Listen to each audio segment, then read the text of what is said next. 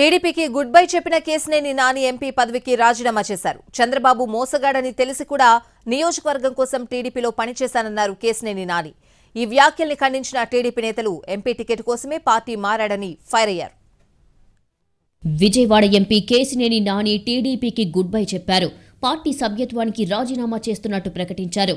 MP పదవికి రాజీనామా చేసి లోక్సభ స్పీకర్ ఓం బిర్లాకు రిజైన్ లెటర్ పంపారు. తక్షణమే రాజీనామాను ఆమోదించాలని కోరారు. అంతకుముందు తాడేపల్లి క్యాంపు కార్యాలయానికి వెళ్లి సీఎం జగన్తో కేసినేని నాని సమావేశమయ్యారు. ఎన్నో అవమానాలను ఓర్చుకున్న తర్వాత ఇప్పుడు టీడీపీ నుంచి బయటికి వచ్చేయాలని నిర్ణయించుకున్నానని చెప్పారు. పేద ప్రజలకు అండగా ఉన్న సీఎం జగన్ వెంట నడుస్తానన్నారు. ఉమ్మడి కృష్ణా జిల్లాలో తెలుగుదేశం పార్టీని తన భుజాలపై నడిపించారని, పార్టీ కోసం పనిచేసినప్పటికీ తనను పక్కన పెట్టారని ఫైర్ అయ్యారు.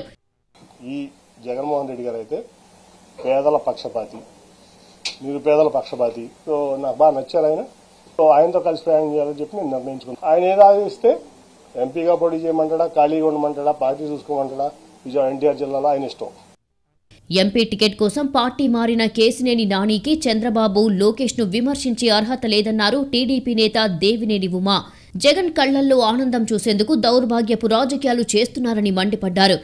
నీ ఎంపీ టికెట్ కోసం 100 కోట్ల అభివృద్ధి జరగలేదని దిగజారిపోయి మాట్లాడతావా? ఇంత దిగజారాలా అని నేను అడుగుతున్నా. జగన్మోహన్ రెడ్డి కళ్ళల్లో ఆనందం చూడటానికి ఇంత దిగజారాలా? అటు కేసినేని నాని వైసీపీ కోవట్టని తేలిపోయిందన్నారు బుద్దా వెంకన్న. ఇండిపెండెంట్ గా పోటీ చేస్తానన్న కేసినేని ఇప్పుడు జగన్ కాళ్లు ఎందుకు పట్టుకున్నారని ప్రశ్నించారు. నువ్వు వైసీపీ కోవట్టువి, ఇప్పుడు నువ్వు క్లియర్గా అర్థమైపోయింది.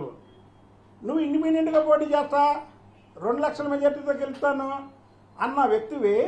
నువ్వు ఎందుకు వెళ్ళావు? జగన్మోహన్ రెడ్డి కాలు ఎందుకు పట్టుకున్నావు?